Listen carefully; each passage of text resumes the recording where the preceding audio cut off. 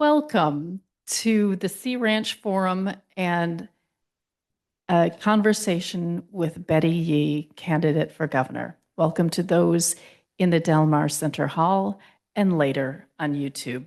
My name is Linda McCabe. I'm the chair of the Sea Ranch Forum, and we are an independent group of sea ranchers, not affiliated or answering to the board of directors or to the staff. I want to thank Betty Yee for accepting our invitation to answer questions from our community and for taking the time to come here to be here in person. Thank you. Very happy to be here. The format of this conversation will be starting to get to know Betty. Then I will ask her questions about issues. And then lastly, the horse race. I have watched several interviews of you, and I noticed that the interviewers just jump into questions of policy. And then you wind up trying to bring in your life story and bits and pieces in the answers. And I would rather our conversation start by getting to know you as a person, a fellow Californian, and a neighbor from the Bay Area. So tell us a little about growing up in San Francisco and what drew you to public service and elective office. Yeah, thank you, Linda. First of all, thank you to all of you for spending some time to learn about my candidacy. And I want to just introduce my husband, Rabbi Stephen Jacobs, who's here with me. And I know quite a few of you in this room from having been here in the past during my run for state controller, Kenny and Lynn, and just so many of you who have been so welcoming in the past. Thank you. That's a funny introduction, Linda, because when we do forums where there are television commentators who are moderating, one of their biggest complaints is that we talk too much about our personal background. So I guess that doesn't constitute enough entertainment for them. But let me just say that I'm thrilled to talk about it because I think for each of the candidates, where we come from and our origin story and what really has motivated us to public service are each unique. So I'm happy to share mine. I'm a daughter of immigrants from China, and my father came here at the age of 14. He was in a prearranged marriage with my mother. And at that young age, his family essentially kicked him out of the family village to say, you need to go to the United States. We have a sponsor for you. My then godfather was already here in San Francisco, sponsored my dad to come over and really to create a better life for himself, able to raise a family. And when he came over, he apprenticed in the laundry business in San Francisco, Chinatown. And his path to citizenship was enlisting in the United States Army and serving in active duty during World War II. He became a naturalized citizen. And it was a very common path to citizenship during that time of immigrants from China. In fact, I think one of the oldest fighter bombers, a woman pilot, is still alive from that war. I think she's the oldest veteran from that time. But growing up in a household, I'm the oldest of second oldest of 6 children, and you become an instant advocate when your parents don't speak English, and that was really my introduction to a lot of things. Including the family business. They owned a laundry and dry cleaning business in San Francisco for 30 years. And as I was taking care of the books for the business, I was very good with numbers. It also put me in a position of interacting with vendors, doing the banking, filling out tax returns to a thing called the Board of Equalization, which I had no idea what that was at 8 years old, but then decades later would become an elected member of that board. But all to say that you do become an instant advocate. And what was always etched in my mind in that role, as heavy as the responsibility was as a child growing up, was just how I was a voice for them. And my first foray into politics really was being a spokesperson for the 4 Chinese American families in the neighborhood. We didn't grow up in Chinatown. We grew up on the west side of San Francisco, right north of San Francisco State. My little sister was going to be part of the first class to be bused across the city as part of the school desegregation program with the San Francisco Unified School District. And I was tasked by the 4 Chinese American families in the neighborhood to please go to the town hall meeting and to speak on their behalf, that they weren't opposed to the goals of the busing program, but because they each were in a small business, had a small business, The elementary school where my sister would be attending was within a 2-block walking distance from my parents' business. And that should an emergency arise with any of their children, they would have to, none of them owned a car. They would have to shut down their business for the day and take public transportation for well over 2 hours to pick up their child. And that would create a financial hardship. I made that testimony before a local school board town hall at the elementary school when I was 13 years old. I had never spoken in public before. It was in a hall just like this, an auditorium. I got up, made my statement. I went back to my seat. My knees were shaking like nobody's business. And the busing program lasted the better part of the next 30 plus years. And everything was fine. Nothing happened to my siblings. But that experience continues to be etched in my mind as what politics is about. That this is about really hearing the diverse voices around an issue and hopefully trying to get the best possible outcomes in terms of the policies that we put in place for our communities throughout the state. And it also inspired my activism in student government. It inspired my activism in politics. And my mother, who's 102 years old, still alive, had a green card for most of her life and became naturalized in time to vote in my first election when I ran for the Board of Equalization. And now she is a devout, she votes. She lives in San Francisco, and the ballots are quite long in San Francisco. So we walk through the ballot with her, and after she votes and we seal the envelope, she calls all her friends and reminds them to vote. And they complain about how long the ballot is, and she will just tell them, I don't care how long it is, just vote for the schools. I want my grandkids and my great-grandkids to have like great schools. And so, but all to say, it's been a wonderful journey in terms of just really being exposed to what I would consider to be the positive attributes of politics. Look, it's everything that we read about as well. All of the, the wheeling dealing and the things that we read about, that's the ugly side. And certainly the attacks on our democracy that we're all, just fighting back on today. But there's something very inherently good about politics if you do it well and governing well. And I believe that that's really the antidote to how you really do continue to protect the health of our democracy. I went on to attend just San Francisco public schools. I'm a Cal Berkeley grad. I hold a master's in public administration. And my first official role in public service was being appointed a county public health commissioner in Santa Cruz County during the height of the HIV/AIDS crisis in the 80s. I was tasked in that role to go to Sacramento to bring back some public health dollars. It was a crisis much like the COVID pandemic, where we knew very little. We were learning every day about just what this virus was about, and went to Sacramento and recognized instantly that there were very few people who looked like me who were advising our legislators about fiscal policy. And so I began to really have an interest in changing that and having more community perspective really guide budget decisions in California. I went and did a fellowship with the Senate Health and Human Services Committee, and then decided to stay and really dig in terms of a career in public finance, and that is my background. And because I think all know that money drives everything in our personal lives and in policy, the public space. And I think as a decision maker, the more that you can be immersed in having some influence on the allocation of resources is really a great place to be. Particularly if you're informed about what the needs are, and we live in a diverse state. And so I have had a really wonderful career in that space because I care a lot about the state and it's given so much to my family. And really, I serve out of a sense of gratitude, but also to look at how the opportunities my family had to be able to sacrifice, work hard. I mean, there were weeks that I remember doing the books for my parents where we didn't have enough. And lots of weeks of that. But when they were able to save a bit and to be able to buy their home, the home that my mother still lives in, and look at the opportunities for them to see their 6 children graduate from college.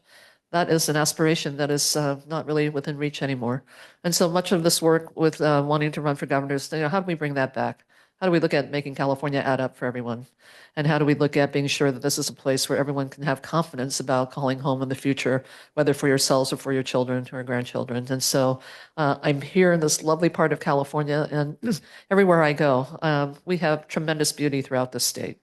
And I wish that more candidates would travel California to really understand the communities, and really diversity is our greatest strength. And so when I embarked upon this region this afternoon with my husband, I said to Stephen, there's no place like this. But I say that about everywhere that we go in California. There's no place like this. And that's what gives me optimism that we can actually, any challenge that we have here in California, we can solve right here in California because we're that good. So did I hear you correctly that you were doing taxes at 8 years old? Yes. Well, it's a form. I mean, you kind of say to put this number here and all kind of. I, wow, I was coloring and, playing with dolls and okay, it's just like, okay, yeah. Okay, so before I ask you specific questions about political issues, I wanted to give you a chance to give your thoughts about a recent story that came out yesterday and again today about someone who had been very respected in our state, Cesar Chavez. Yeah. For those who may not have heard, the New York Times published a story the last 2 days that they had been researching for 5 years. And the story includes allegations from numerous women who had been sexually abused by him, some as adults and some as children. And one of the survivors was Dolores Huerta. She had been burdened with that dark secret for decades, and now there are calls to potentially change the state holiday recognizing Cesar Chavez, as well as his name being on numerous schools, streets, and buildings. I just wanted to give you a chance to tell us your thoughts on this emerging issue. Yeah, thank you, Linda. It really did rock, I think, the world yesterday with the news. Dolores Huerta is a very close personal friend of ours, and just the idea that she's been carrying, this burden with her all these decades is just unfathomable. But also now to be open about it and to know that the journey ahead in terms of how we, seek reconciliation of all that's happened is going to be even, it will be long as well. But it takes a tremendous amount of courage as well. So I want to acknowledge the courage, but also the pain that's going to be really felt by so many people, right? And it's difficult. On the one hand, we know the great contributions of Cesar and the movement that he led. And I hope that that doesn't dissipate because it's been a very important movement that actually informed a lot of other movements in terms of social justice and economic justice. So, and I hope the rush to judgment about, what we name, what we unname, any of that doesn't take away from, just all of the contributions that, were made. Certainly do not excuse any of the behavior, and we need to really support the survivors and the victims at this point. But this will be a long road, and for me, I think that a lot of people were commenting, and I chose just to be silent because I put in a call to Dolores. Obviously, just wanted to let her know we were by her side throughout all of this. She can always call, but it is. It's just going to be a very, very rough road. And the United Farm Workers Movement has really, they continue to fight for basic rights and probably are the last group of workers who don't have full rights. I mean, and they're still fighting for a minimum wage, and that's what their fight is right now. And the membership has gone down. There's going to be a lot of scrutiny just about the organization itself, fair or unfair, but they're prepared to, just continue the movement in terms of providing justice for their workers. And I think that's where I want to continue to focus because I think the legacy of his work still is there and still is the fight that we need to be in to be sure that we are living in a world that is about justice and is about, just being sure that economically that all of our working people can get ahead. So I think I'm going to just leave it at that, Linda. It's painful. It's painful, and I can't even fathom, what the family is going through. Certainly, the victims and the survivors. I hope that there's sufficient support for them, and that it's not going to become, frankly, a reality, show kind of, scenario because that's the last thing we need. But this is the world we live in, and that's why I chose to be, just silent and kind of just take a day away from social media to even make any commentary. Yes, I have seen some suggestions that if anything gets renamed, like streets or such, that they rename it to Dolores Huerta. I would be in support of that. Okay, now we're going to go to more traditional issue questions. This one was submitted by Micheline White, who's the executive director of the Mendonoma Health Alliance. Yeah. Mobile health is a proven cost-effective strategy for expanding access to care in rural and geographically isolated communities while reducing avoidable emergency department use in downstream costs to regional hospitals, Medi-Cal, and Medicare. Organizations like Mendonoma Health Alliance operate licensed mobile health clinics that deliver primary care services directly to residents in some of the most isolated areas of their service region, communities where transportation barriers, workforce shortages, and distance from brick and mortar facilities make traditional care models insufficient. In California, mobile health clinics are licensed by the Department of Public Health, yet reimbursement policies administered by the Department of Healthcare Services often treat mobile units as extensions of fixed facility. This misalignment creates significant barriers to contracting, billing, and sustaining mobile services, even when clinics are properly licensed and delivering essential care. As governor, what steps would you take to better align state licensing and reimbursement policies and establish a clear, sustainable pathway for standalone mobile clinics to deliver and be paid for care in rural and underserved communities? Yeah, thank you for that question. And I'm through Kenny, I'm very familiar, just with that model of service delivery. It's one of the things that we don't do well in Sacramento is really to understand more granularly the unique attributes of each region in terms of how service delivery needs to happen. And what I intend to do as governor is to bring that granularity, into play.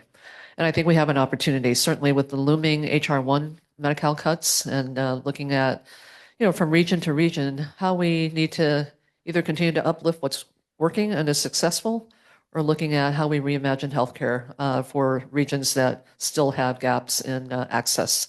And so what I would suggest, certainly to my administration, is how do we make this alignment happen to where we are recognizing these models as being the primary way that we're delivering service and care, and having all of the attendant financial issues, cost issues, billing issues, just really reflect that alignment. And also looking at how we can replicate this in other parts of the state. This is not, we often are so dictated by rules from the top down, and I do think that this is an opportunity to begin to look at, just from the community on up, what is working. And so I am actually excited about this because, and part of why I feel optimism about just becoming governor, somebody had asked me, why do you want this job? And yes, there's a lot about what's going to be tough about doing this work. What gives me optimism is that when I do visit different parts of the state, there are wonderful models that are already happening, particularly in rural, isolated areas. You're compelled to innovate. You're compelled to innovate with or without the state, because you have to take care of your community. You're taking care of one another. And so I look at these, the mobile service delivery as really a smart way to deliver services. I look at the team approach about how we take care of people with a team of health professionals as a really smart way of delivering services. And some of this is already being contemplated in some of the areas in the North State where they have similar issues. And what makes me very just glad is that people are not shirking this responsibility. When I go to different communities, the strategic partnerships that have to take place in terms of how does this come together, and just understanding roles and responsibilities and expectations, and what do we do with the funding that we do receive, albeit not adequate, given the misalignment relative to how these models are compared to more traditional fixed facilities. But these partnerships are there. We don't have to create that at the state. We should be really encouraging that and supporting them. So I, as governor, will be looking to uplift models like this and being sure that it's a great question because it's something that's always been on my mind.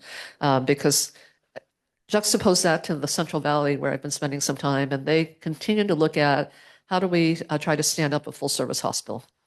And the census is not there for that to happen. And yet something like this could actually be quite useful in the Central Valley. So this is what I hope to do as governor, be sure that we at the state level are taking a responsibility about just looking at how we share best practices and making sure every community is served. So I'm going to switch to order because this is another thing about healthcare. And this question is about the consequences of good intentions Yes. by the state mandating seismic retrofitting of hospitals. Yes. That happened after, I think, the Sylmar earthquake and then the Right. Northridge earthquake in Right. 94 that I'm a survivor of, when some hospitals suffered great damage. Yes. The state of California wanted to prevent harm to its people, so it enacted seismic standards for hospitals to meet public safety. But rather than assist hospitals in performing this needed and expensive expenditure, it just kept postponing Right, the exactly. deadline. Right. Similar to postponing an execution date for a condemned prisoner in the hopes that they die of natural causes. So that will be what's listed on the death certificate and not the acts of the state of California. Right. Now the date for compliance is 2030. And we might lose our hospital in Fort Bragg and in Healdsburg. Public health and safety should be the guiding light on this issue. Small hospitals have a difficult enough time with their regular operating budgets and may not be able to fundraise enough from their local communities to afford multi-million-dollar capital improvement campaigns. These particular hospitals are also one story tall and do not have the same amount of risk of collapsing due to earthquakes as multi-story buildings. Tell us how you would work to make sure that more communities don't lose their access to local health care because of this specific unfunded mandate by the state of California. Yes, no, this is exactly what I'm talking about in terms of a one-size-fits-all mandate that gets in the way of just the ability to provide basic care. And you're right, that deadline has been postponed multiple times. But we also see hospitals that are who have been building up reserves for the in preparation of making the seismic improvements start to spend some of those reserves to look at expanding, their facilities in other places. And so I'm not even so sure that they're prepared to even do the upgrades when we actually get to that point. But you're absolutely right. Look, this is about service delivery and care first. And the state should actually be a much better partner with all of our facilities in terms of these kinds of mandates. No single hospital, even a large hospital, and even one that has massive reserves, is going to be able to shoulder those costs. And it should never be at the expense of providing, direct patient care. So we will be the backstop in terms of when those mandates are going to be implemented, that we have a financing mechanism that is going to step in and really help these facilities meet that mandate. I hope so, because I used to work at Healdsburg Hospital for over 20 years, and their campus is from the early 70s, and they couldn't afford to do the upgrades. Right. So they wound up getting married to Providence. It used to be the Sisters of St. Joseph of Orange, and they had to go to the local voters because they are a district hospital that has a parcel tax. Right. And the Providence Hospital had said that they would pay for this. And I have heard that they are trying to get out of that and would make it so that it's no longer a hospital, but maybe just a surgical center, same day. So it's no longer a hospital with an emergency room. Right. Right. And I find that to be appalling that they would negate the promises that they made to the community. Right. No, exactly. But I do think the state needs to articulate how we are going to fulfill this mandate. Because it's been, as you said, just a postponement after postponement. And one of the ways that I have thought about really starting this work is how does the state establish a revolving loan fund where we are able to help hospice facilities begin that work. Obviously, with the revenue generated, we can continue to just replenish the loan, and then we are lending to other institutions as well. We do need to start on that, particularly in high risk areas. So I don't ever want this to be where we are going to face a catastrophic event. So I do think that certainly when I become governor, I'm going to have my Office of Emergency Services work with Department of Healthcare Services, with Office of Statewide Health Planning and Development, just all of the entities that are attendant to looking at getting this work done to see how we start prioritizing facilities to begin this work. Okay, good. This question is posed by Bonnie Plakos, who's the Assistant Chief of the North Sonoma County, North Sonoma Coast Fire Protection District. AT&T is attempting to get out of its commitment to support physical phone lines in rural areas, as if everyone in California had reliable cellular coverage and landlines were just a vestigial tail that could be cut off. There are many areas in our fire district and in the greater Mendonoma community where people depend on physical phone lines because there is not good cell service nor broadband. Right. Over the Christmas holidays, a tree fell in Anchor Bay, just north of here, and disrupted phone service for Frontier. They gave their consumers an estimate of January 14th before phone service would be restored. And thankfully, it didn't take that long. But there are some of our community members who depend solely on their landlines because where they live has no cellular coverage. If they have an emergency at their home, be it medical, fire, physical danger, and cannot make a phone call, their lives could be put at risk. How will you advocate on behalf of Californians who depend on landlines for their safety? Well, I think that's the issue. It is about safety. And this is where, however, we need to serve communities that are going to, that's going to guarantee that they get their issues responded to as quickly as possible. That's paramount. Look, for any official, any elected official, any public official at any level of government, that's our first and foremost responsibility, is the safety of our people and our communities. So this will be a fight with these companies because they obviously understand their own, kind of cost centers and what it means to them. But it is unacceptable. We have too many areas in California, and not just all in rural areas, by the way. We have areas that have poor cell reception in urban areas. South Los Angeles, we can't get receptivities down there in certain parts of South Los Angeles as well. So it's critical, and this has got to be part of the way that we look at emergency response and just being sure that we are at the ready of serving communities. So we will prioritize that because that is, like I said, safety and health is paramount. Thank you. This is another question by Paul Plakos, who's a member of our local board of directors, and he serves as a captain in our local fire protection district. The Educational Revenue Augmentation Fund, Oh, ERAF, I'll tell you a history about ERAF. And was created by the state ledge in 1992 to permanently shift funds from counties, cities, and special districts to ERAF. The state uses this funds to reduce their obligation to schools. The movement of funds from taxes originally allocated for fire district purposes is called the ERAF shift. The ERAF shift from the North Sonoma Coast Fire Protection District is approximately 46%. Wow. Or $1.5 million annually. The next highest in Sonoma County is Timber Cove at 18%. The average ERAF shifts from all the other special fire districts in Sonoma County is 5%. 5 versus our 46%. The North Sonoma Coast Fire Protection District sued Sonoma County to recalculate their ERAF and lost. They appealed and lost.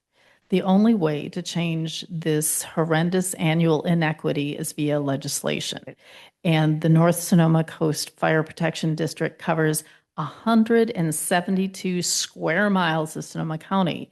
And he wants to know if you're willing to support our fire district legislation and probably some others in the state, Yes, so that the ERAF shifts are just in line with other districts in their counties. Yes. Full disclosure, I wrote the ERAF law in 1992.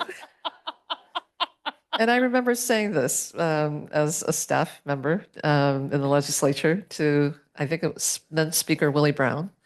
And I said, this is going to have consequences that we don't know about in areas outside of, obviously the urban areas whose representation in the legislature have the loudest voices. And they said, well, we'll deal with that when it comes before us. This is ripe. A lot of the things that we did decades ago, I think, are worth revisiting because I think there was a sense back when in 1992 when we wrote this that there would be sufficient enough growth and that areas would continue to generate property tax revenue. And so on the natural, there'd be a growth, even though we have this amount being shifted to offset the state's obligation for schools. And at the very least, we should bring everybody on par to the 5%. But I do think this we need to revisit this, particularly as it relates to fire districts. And again, we're talking about safety, and I would definitely take a look at it and work with our legislative delegation here. Thank you. I'm sure Paul will be happy to hear that.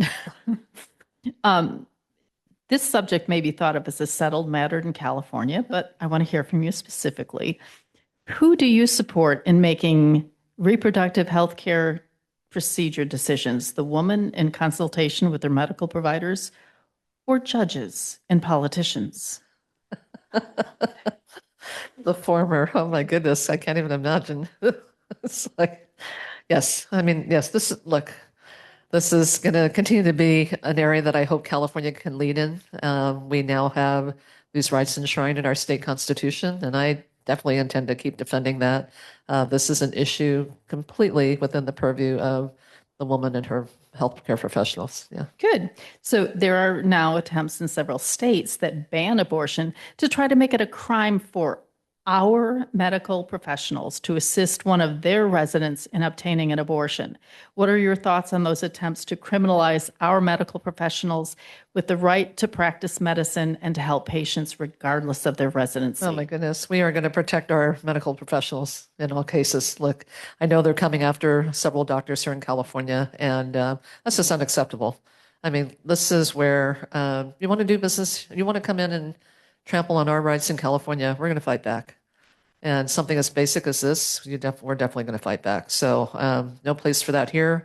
And as I said, we have laws here. If you want to come in and just trample over our constitutional rights, you're going to have a big fight on your hands. Good. Yes. Thank you. So following up on that, reproductive freedom is more than just determining whether or when to bear or beget a child. Yes. It also includes deciding where to give birth and those attending births. Exactly. California has become hostile to birth centers and midwives, and at least 19 birth centers have shut down in California in the last 4 years, including 3 years ago, the Santa Rosa Women's Health and Birth Center, where I gave birth 28 years ago. What will you do in Sacramento to ease the regulatory burdens on midwives and birth centers so that California women can have safe options when choosing where to give birth? Well, and you answer the question as you were asking it, and that is when we talk about reproductive freedom, this is part and parcel to that. So this is how and where people are able to give birth, where women are able to give birth, is very much a part of this equation, and especially when we talk about these as also points of access. There's been a lot of talk with the looming HR1 cuts about maybe accelerating the conversation towards attaining a single-payer healthcare system. And I'm a proponent of single-payer. I do think that that's the most efficient way to administer a healthcare system. But we're not going to get there tomorrow. And frankly, with 2 years of the next governor overlapping with this presidential administration, we're not going to even get the time of day with respect to the waivers that we're going to need to have our federal funding be more flexible to help us have a single payer system. But on this question, it does beg the question for me about how we just need to do everything we can until we get a single payer system to look at how we close these access points. Because to me, that's the biggest barrier in terms of how we make a single payer system work. We've got to have flexibility in terms of how we're providing services. We've got to know that everybody can have easy access to services. And we also need to put our professionals who are very much capable and able to provide these services in areas where the needs are. Okay, I'm going to switch a little. This is a question from Barbara Schultz. Climate change is causing more severe weather Yeah. patterns. Events such as wildfires, floods, bombs, cyclones, atmospheric rivers, and the thunder snow are becoming commonplace. This causes billions of dollars of damage to our homes, businesses, and environment. And just here on the Sea Ranch, a couple of years ago, we had 1,000, 1,500 trees fall in a series of bomb cyclones, which were not named. I feel like they should have been named. Okay. How do you propose to mitigate human-caused climate change and strengthen the California Environmental Quality Act? Yeah. Yeah, this is interesting because, CEQA has been really under attack as being the impediment to so many things that we can't get done here in California, whether it's looking at developing new renewable energy facilities to how we're building housing. And I've not been a proponent of looking at how we weaken CEQA. I think there are reforms that can be made to that relative to the actual public hearing process to cut the amount of time that we do the environmental review, but certainly to have that environmental protection still as we look at how we're going to mitigate just climate impacts. A couple things that I would do. One is, when I think about climate change, it is a cross-cutting issue that should be a lens through which we look at every policy issue that we consider. Everything from how we are looking at disaster preparedness and response, to looking at how we're building housing, to looking at how we have needs to think about public transportation as a viable long-term option of mobility, all the way to how we look at public health. And if we are able to do that, and part of why I talk about it that way is because we have to take these short-term measures to really avoid the more catastrophic things from happening. And so what I would task my administration to do is to look at, just what are those things that we need to be able to help our local communities do to strengthen their local communities, to look at, in the instance of wildfires, how we continue to harden existing structures. We look at just taking a lot of these measures that we know how to do before we have catastrophic events. And I had actually proposed legislation, again, looking at how we can have a revolving loan fund out of our state infrastructure bank to look at just even the issue of sea level rise, right? And how we're going to be able to help local jurisdictions be able to do some of that work early. And it was, the governor didn't approve of the concept. He wanted to look at it in the budget. And I didn't want to spend money out of the budget. I just wanted to set up a revolving loan fund.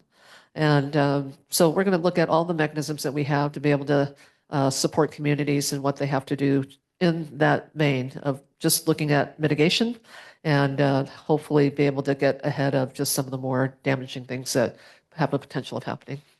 Okay, many areas in California have an affordable housing shortage due to funding. Our community has that problem with the added impediment of dealing with the California Coastal Commission. Yes. They work to ensure access to the coast for all, and people are drawn to the coast because of the beauty. The problem is that the Coastal Commission creates impediments and barriers to building and complicates building the necessary infrastructure to house and educate the people who live here to service the tourism sector. What will you do in Sacramento to help alleviate the impediments to creating affordable housing for workers on the coast? And then you can talk about affordable housing statewide. Really? Good. Yeah. Okay, good. I just came from a housing forum this morning where 4 of the gubernatorial candidates participated. It was sponsored by Housing California and all of their partnership organizations throughout the state. And, for me, housing, the table is set in terms of what we need to do relative to housing. The legislature has been on a tear, just passing bills, yes, exempting CEQA from infill development, looking at how we build on public lands and exempting review requirements there, looking at how we're streamlining approval processes with local jurisdictions, looking at how we're building on church property. I mean, there's so much that is available for our local agencies to take a look at. My view about it is that it is about financing and fiscal capacity. When we take a pretty punitive approach with local governments that don't meet their housing goals. And I want to take a more granular approach and actually want to have more of a carrots approach than a sticks approach, because for a lot of jurisdictions, they just don't have the fiscal capacity to look at building the infrastructure attendant to housing development, and don't have the ability to do things like incentivize business development, responsible business development. And that's where I think the state can play a really better role and have a more robust relationship with our local governments. Right now, I think that relationship, we can't enter into that relationship when all we're doing is just, lawsuit after lawsuit against every entity that's not meeting their goal. We have to just understand why they're not meeting their goals. So one of the things that I do want to bring back with respect to just trying to look at infrastructure financing and also ways to build housing more quickly and also bringing down some of the costs is I do want to reinstate redevelopment. It is one of the tools that we had when Governor Brown actually dissolved redevelopment again to try to help the schools in the state budget. And it was ironic because when he was mayor of Oakland, he utilized redevelopment really robustly. Really had a lot of housing development, affordable housing development in Oakland. And then, of course, when he became governor, felt the need to dissolve it. And why I want to bring that back is because when you look at redevelopment and look at how you're going to improve in different areas within a jurisdiction, you have the ability to look at things like rehab and reuse and adaptive reuse of structures. And those things can actually come online much more quickly. And the infrastructure is probably already there. It just needs to be improved. So things like that where there's a sense of urgency about just wanting to do this, because in housing, the time value of money is really palpable. And so any delays is just going to be more cost. And so I do want to bring back redevelopment. I want to also look and see, as you mentioned, the Coastal Commission, part of what's really challenging here is that, fiscal capacity is a real issue on the coast, and particularly when you're in rural coastal areas. And so how do we look at incentivizing business development? And why I say responsible business development is because as I've traveled the state, there's been a concept that's really crystallized in my mind. The things that are really of challenge here, and it may be related to the impacts of climate change, actually can be economic sectors that you stand up to respond to them and to make things better. So one of the things that I think California can be a champion of, and particularly in areas like this, is looking at how do we establish ourselves as the industrial leader for climate technology. We have the innovation, we've developed the technology. The state can definitely be helpful in terms of bringing that private capital to play. But how do we have this really be an added economic sector in regions where we have the need to have more diversity in terms of how to generate revenue? And so I think the state needs to play much more of a role instead of just being punitive to local jurisdictions that can't meet their demand and certainly meet their housing goals, and be much more of a partner in terms of how we can make just more opportunities possible. Okay, I have a question about food insecurity and trying to get affordable health care for all. A simple thing like that, yes. Yeah. I am someone who really, I want to really focus on, and a lot of this is my philosophy about just how to govern.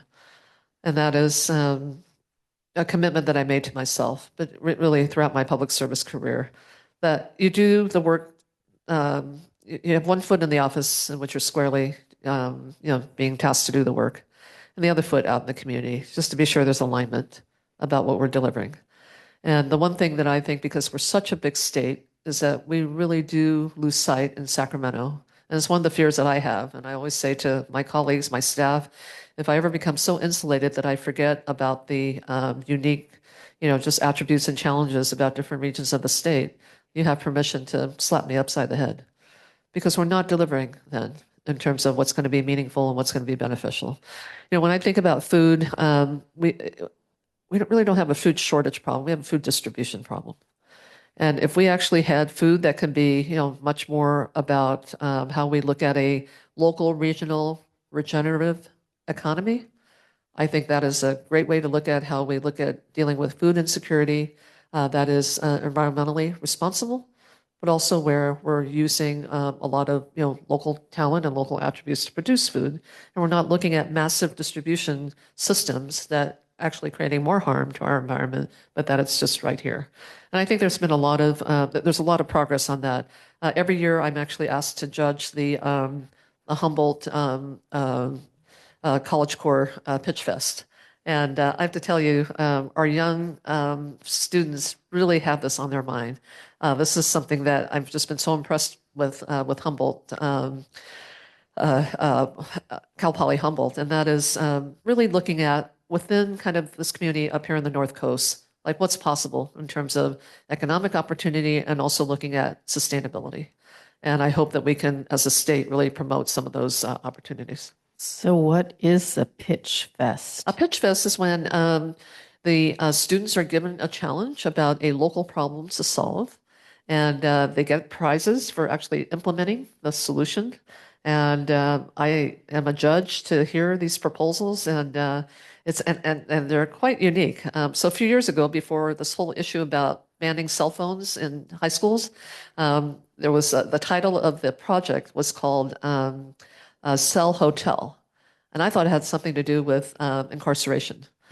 And so I come and I listen to the pitch, and it's about every classroom where a student walks in, they're going to check in their cell phone to a little hotel, which is a corner of the room, and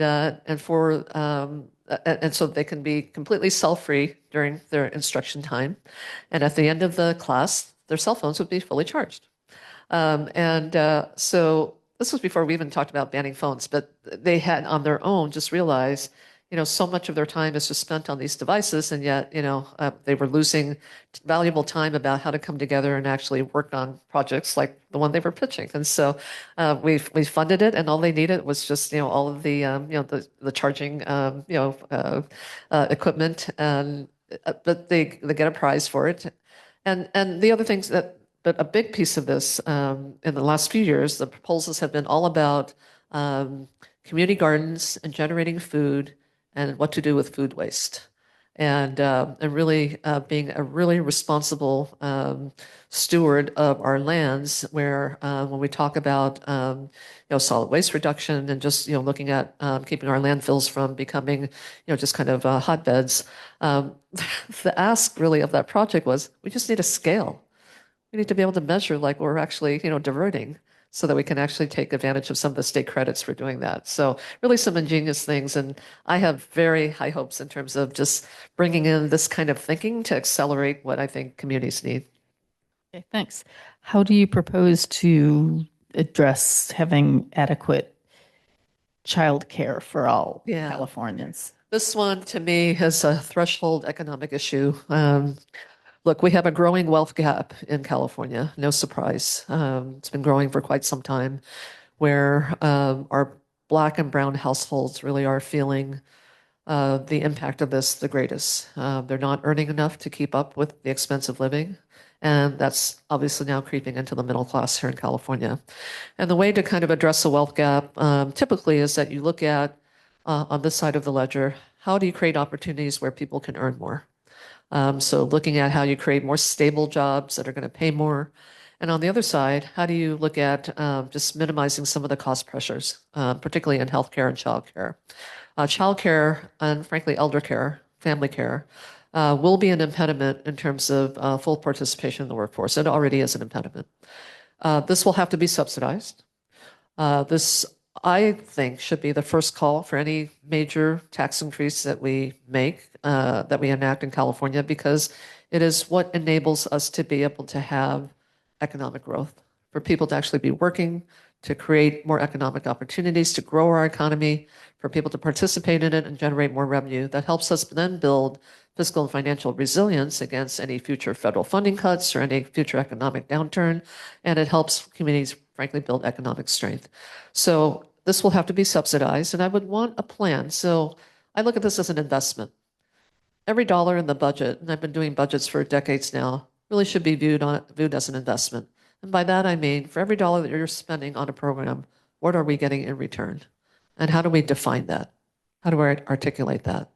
And as I said this morning in the housing forum, and I'll come back to this on childcare, with housing, we know that housing is a determinant. Safe, stable, quality housing is a determinant of health outcomes, academic achievement, um, public safety, crime reduction. I mean, you look at all of the things that really are attendant to having adequate, safe, and quality housing. And so when you actually invest a dollar in housing, we ought to be able to track how are we offsetting costs in our criminal justice system, in our social safety net programs, in our healthcare system. And that's the kind of analysis and the kind of systems that we need to actually track how our investments are doing and being very public and accountable for that. And so that's something that I hope to put in place when I become governor, because I think when people see that it's an investment where you're getting a return, they're less likely to kind of pull the rug out from under. With respect to childcare, I feel the same way.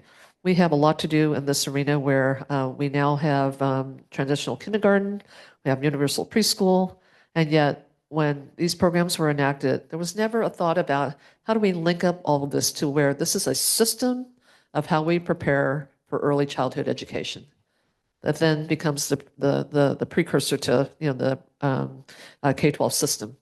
And by that, meaning that we need to be sure that our providers are getting professional development and really doing things in a way that are preparing our young learners for success. Looking at how for family child care providers who are doing this, providing care out of their homes, which is the bulk of how people are getting their child care needs met, that these are providers who are getting paid for the true cost of care. A lot of them are paying a lot of out of pocket just to be able to buy supplies and to be able to equip their homes to provide the service. And then, so as we look at how we subsidize that, I would say one, we have to look at how we pay our providers more. Two, how we put them on a track of professional development and certification. And then thirdly, looking at this as really a continuum of how this feeds into our regular traditional K-12 system. And if we do that, I think we can see hopefully better achievement outcomes in our K-12 system. And then how do we fund this? This is really the key. It's going to cost a lot. But again, I do think there are going to be some ways that we can see these costs offset with improvements in other areas. We're right now watching a pilot program in the state of Washington where they are they have a payroll tax that is going to be the proceeds of which are going to be available to provide universal child care when people need. And so we will see how that works. And I think they want to actually expand it to even care more generally. And the idea here is that people would sign up for care when they need it. And it'd be a little bit of kind of a cafeteria plan, if you will. So if you may not need childcare in terms of for infant and toddlers, more older children, or for elder care, you may have someone who is a little bit more independent than not. And so it's just going to be something that's set up to really be much more responsive to real needs rather than having a program that is fully funded and maybe probably even dollars wasted because the services are not meeting up with what the needs are. Okay, switching topics. Yeah. This is a question from Chas Higgins. He's the president of the Friends of the Coast Community Library. The American Library Association has documented the increase nationwide in attempts to restrict the availability of books in public and school libraries. Challenges to books have become highly contentious. Educators and librarians have been harassed for the choices they make in book selections. Some states, such as Texas and Florida, have interfered with school libraries and the books they carry. What are your views on libraries making available books for young people that treat issues of sexuality, gender identity, racism, and the history of race relations in this country? And what are your views on attempts of states on telling libraries to remove books for dealing with those topics? And do you believe that librarians and educators should be protected from dismissal or other sanctions for selecting controversial books? Let me answer the last one first. Yes, absolutely. And we have our own Texas and Florida here in California called Huntington Beach. I think all of you have been reading about what they've been doing with their libraries there. They've been able to be beat back, so that's good. The community has come out and spoken. Look, I think about our educational environment as the place where um, there really is a respect. I mean, it's where I learn the respect about differences among us. It's the place where different points of view can be brought forth and actually be given voice, and really helps, I think, learners begin to hone the skill of discernment. And if we don't have libraries and schools to do that, I think about where else do they have exposure to this? In a place where it's promoted, it's protected, it's safe, it's all the things that I think are conducive to a healthy learning environment. So I would do everything in my power to be sure that there is no interference, and also to know that our students and frankly a lot of parents have been in Huntington Beach have been raising this, and it's been a big issue with our school boards. But I just think this is a part of what I would consider. We talk about academic freedom a lot with our universities and colleges. This is academic freedom with respect to just public education. So I would be supporting that. And should the legislature change radically and try to follow Florida and Texas, you'd veto that. Not under my watch. Thank you. Not going to Okay. happen. So here's a question. Do you support amending Proposition 13 to exclude high-value commercial property to address the state budget deficit? Yes, I think it's one of the options for sure. Yes. Okay. How do you propose to limit the influence of dark money, Oh my goodness. big corporate donors, and ultra-wealthy oligarchs in our politics? So, yeah, I mean, obviously disclosure only goes so far. And, this is one where I do think we have to figure out how we can have public financing of campaigns. I think that's the only way that we can get around it. And look, I'm in a race now, and we'll talk about the race more specifically, where I know people are very fearful about having two Republicans get into the top two spots coming out of the primary. That is not my concern at all. My concern is the billionaires are ruling Washington, D.C. right now, and they want to rule California. They are trying to set up a fund to play in elections that's to the tune of, just billions, hundreds of billions of dollars here in California. I don't think they'll get there this cycle, but they definitely want to have outsized influence in terms of elections at all levels here in California. And I often ask, who is it that they're trying to help? I mean, they're not all that forthcoming about that, because they are actually funding with no coordination one of my opponents right now from San Jose. And they also, I'm actually running against a billionaire, and he's very much more open about how he made his billions. But you begin to think about this influence of money just gives you a lot more options about how you're communicating with voters. And for me, when you have that kind of money, you also communicate with voters in ways that I often think creates and spreads misinformation. You're not showing up in forums like this to actually have conversations and to answer questions. And you're also looking at running campaigns in ways where you may be helping a candidate, but there's always an agenda, kind of underlying that. And so I think it's time for public financing. And I also think it's time to look at just other mechanisms that are going to just lessen the room for any kind of manipulation, misinformation, and how do we kind of stay true to our democracy in terms of just hopefully the more direct voter engagement. Okay, one more question. This is from the audience here, and then we'll get to the horse race, but this might lead right into it. It's like, Betty, how, as governor, will you be able to resist the Republican influence on our country? This is for Marsha Munson. Oh, about I'm sorry. Oh, okay, yeah. Republican influence. Yeah. If influence is the word for it. Yeah, or the Republican just agenda or the target of California. Fascist Yes, overtaking. right. When I think about this Trump administration having California as its target, there's a reason for that. Obviously, they can take over California and trample all over our values and rights and protections. They're going to spread that. They're trying to spread that already, throughout the rest of the world. A couple things I want to say about what we haven't done that I think is really important. And I think about this a lot within the context of the ICE raids that we're seeing, in different communities in the state. And that is, I don't think we have done enough of a good job to address the vulnerabilities that we have in this state that are economic vulnerabilities for different communities, for whom we need to help build economic strength and economic resilience. And I think about our immigrant communities. I think about our communities that are isolated, that are remote, that don't have a lot of economic opportunity on the natural. But the idea here is that they're trying to knock out the economic foundation of our democracy. And we need to know, and communities need to know, that they're standing on a base of economic power. We're the fourth largest economy in the world.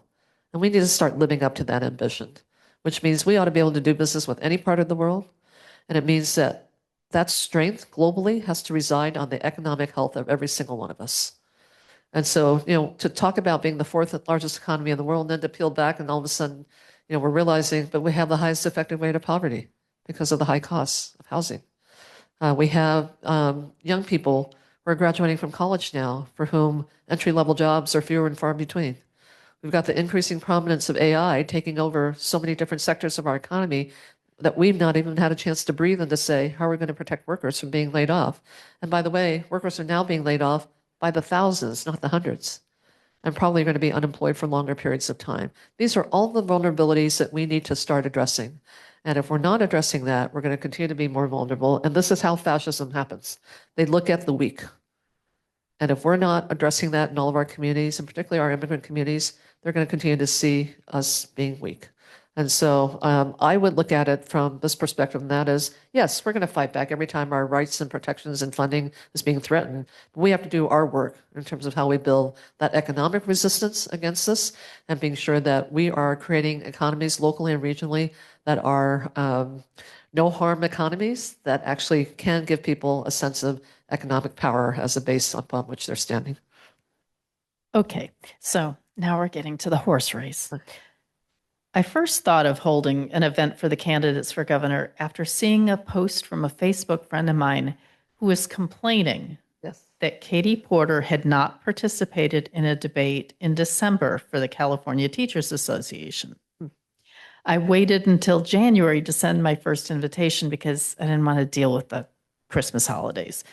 I originally sent invitations to 10 candidates, Democrats and Republicans, to come and answer questions for our community. I knew that there might be other events on campaign schedules, so I listed some dates to see what would work with candidates. You were the first to answer me. You were helpful and told me dates that already had commitments and offered some alternative dates. And that's how we came up with this date and time. A few campaigns responded to my repeated invitations. Those were Tony Thurmond, Tom Steyer, and later, Matt Mahan. Ultimately, those campaigns decided against participating, even over Zoom. I want to mention the following campaigns who did not even acknowledge the invitation: Javier Becerra, Chad Bianco, Ian Calderon, Steve Hilton, Katie Porter, Eric Swalwell, and Antonio Villaraigosa. Recently, the California Democratic Party held its annual convention last month in San Francisco. In order to gain an endorsement by the party activists, you must garner 60% of the votes cast by the delegates, and none of the candidates received that amount. Eric Swalwell came in first place with 24% of the votes, and you came in second with 17%, which I think is very impressive. Former California Attorney General Javier Becerra, 14%, followed by billionaire and climate activist Tom Steyer, 13%, Katie Porter, 9%, Tony Thurmond, 7%, and Mayor Antonio and Villaraigosa, 4%, and Ian Calderon, 0.8%. Another 8.5% reporting having no preference. And Matt Mahan entered too late to get on that ballot. So recently, California Democratic Party Chair Rusty Hicks sent an open letter to the Democratic Party candidates and asked them to consider dropping out if they didn't have a viable path. You recently sent a message to reporters saying, and I thought it'd be better in your words. These are your words, but to hear it with your voice. As I told the LA Times, the public is still shopping. No candidate is running away with this contest, and voters across California are still deciding who they want to lead our state. Keyword, voters, not party brass, not elected mega donors, not other candidates who are trying to put their thumb on the scales. What I hear everywhere I go is that people want a leader who is committed to governing, not grandstanding, someone focused on California's future and on lowering costs for working families. They're why I'm running. I spent my career ensuring state government delivers for Californians, holding agencies accountable, and making sure taxpayer dollars are spent wisely. I'm traveling across California, meeting voters face to face, and making the case for practical leadership that can make our state work better for everyone.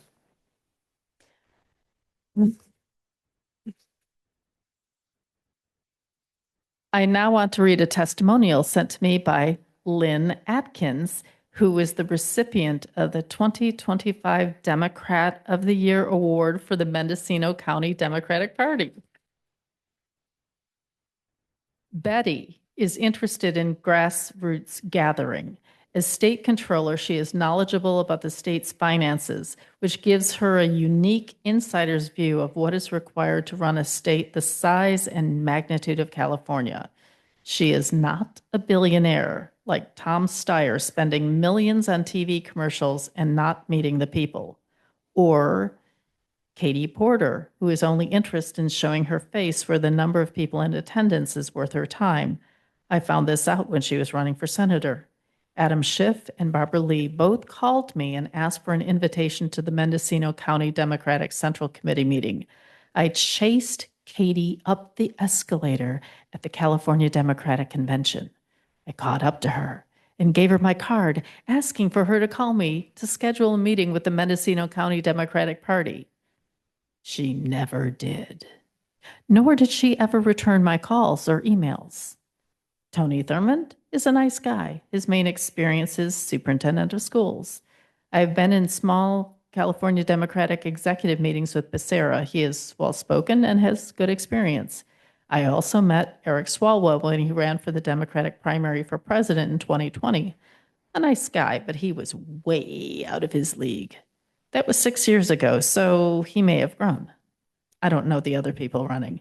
I know and respect Betty Yee, and I think she would be a really good governor. She's been planning this move for at least the past 5 years. While I agree with my friend Rusty Hicks, the chair of the California Democratic Party, that the field is too large and some of the folks should drop out, I don't think that Betty is one of them. And isn't it interesting that Betty is the only one who thinks it's worth her time to attend a Sea Ranch Forum?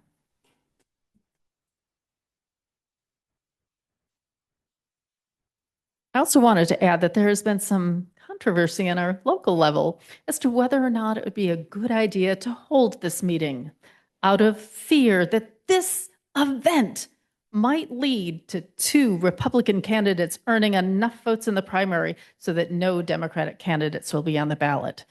And of the Democratic candidates so far, only Ian Calderon has withdrawn his candidacy. I found it interesting that Mayor Matthan's campaign had considered joining us but chose not to. There was a suggestion that he was trying hard to be at home at night to tuck his children into bed, making the timing of this meeting not being in the bounds of his family commitments, even over Zoom. Yet this past Monday, he was a guest on The Daily Show with Jon Stewart, and the following morning on Morning Joe. So anyway, talk about the horse race and your thoughts on this whole thing. I'm happy to. Where we are today is there is still about a quarter of the voters who are undecided in every poll. It is an unusual cycle, to say the least. My polling firm has been polling gubernatorial races for the last 50 cycles. They've never seen anything like this. So close to a primary election and so many undecided. And I can understand it on one level. Look at what everyone's dealing with day to day. the assaults coming out of this Trump administration, the high costs of living. People are just trying to figure out how to put gas in their cars, to get to work. The last thing on their mind, I think, right now is a governor's race. But as we get closer to the election, we are now seeing people acknowledge, yes, we know there's an election, but also starting to really understand that there are some differences among us. And the forums that we're doing now, and I believe going forward until the primary, will be much more in depth relative to policy issues and also really trying to call out the positions that different candidates have on a whole array of issues. This horse race, I'm just going to say this because I've been involved in campaigns for a long time, and on my own campaigns, since the 2000s, I have never seen a race where it was called from the very beginning by the insiders. And by the insiders, I mean the pundits, the political press, and essentially they were speculating about what the field would look like. I declared my candidacy in March of 2024, right after the presidential primary. I was the fourth candidate to declare. My supporters were getting very anxious. Please put your name in there. We raised our first $1 million, all from individual donors. That's all I take money from is individual donors. And put the campaign on the back burner until we got through November 2024. My husband and I essentially camped out in the Central Valley canvassing for our two party-endorsed congressional candidates to try to win those two seats, to flip those two seats. We won one, we didn't win the other. Of course, the outcome of the presidential election in November had us all, very, very disappointed, angry, because we left everything on the field for that race.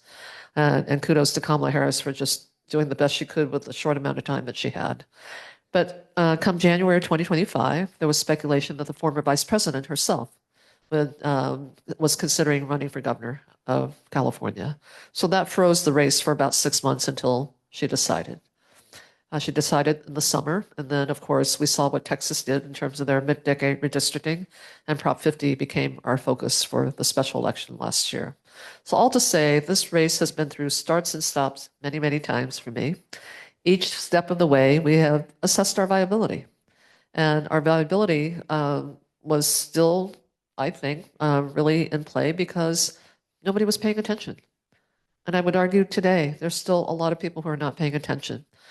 I've been the controller of the state. This is how I manage my own campaign money and my personal money, and that is I don't spend it unless I have to. And so the money that we've been raising, we decided we were not going to spend until people were paying attention. And we saw Mr. Steyer has spent, upwards of $70 million on television ads. It's moved him maybe up a percentage.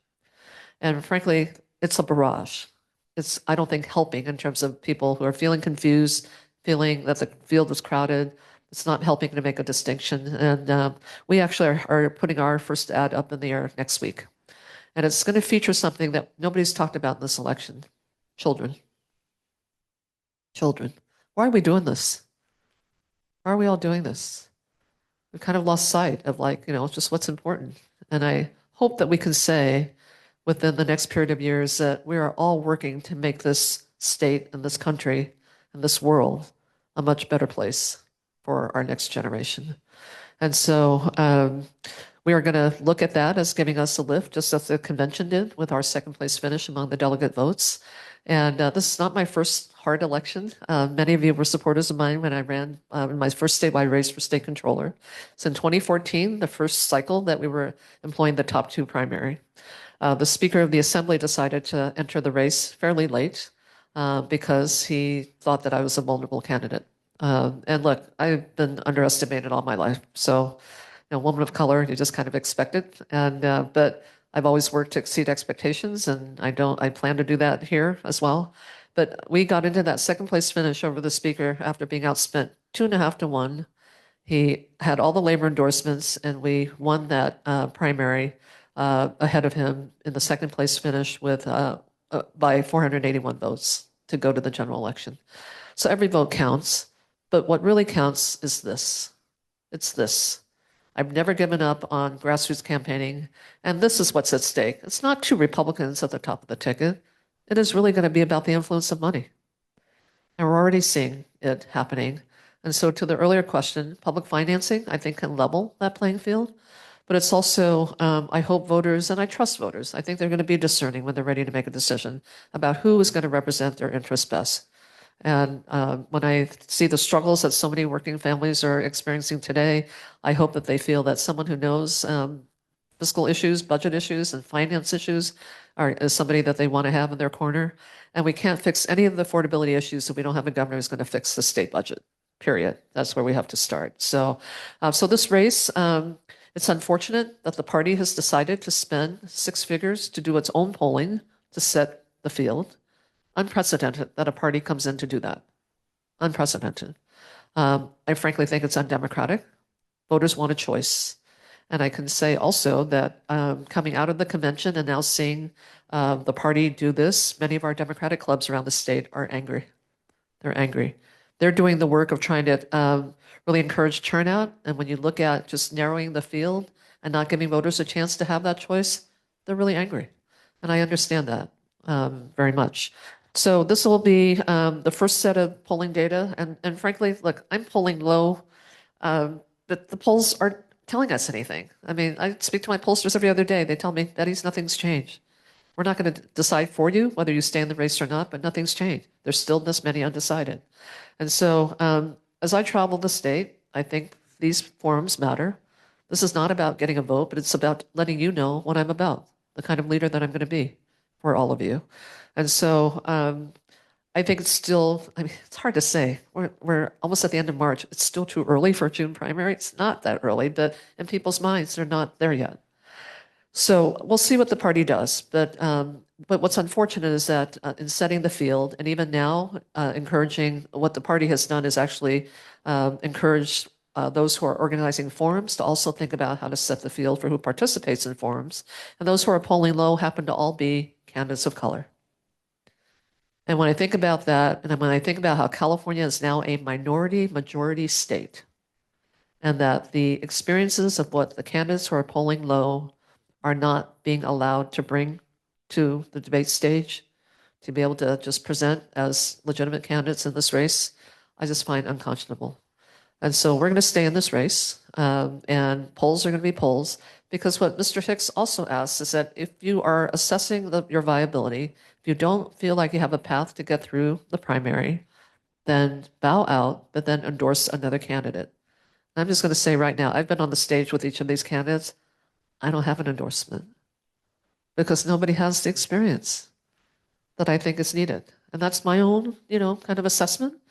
But I hope that everyone can make that assessment on their own in terms of voting for a qualified candidate to be governor.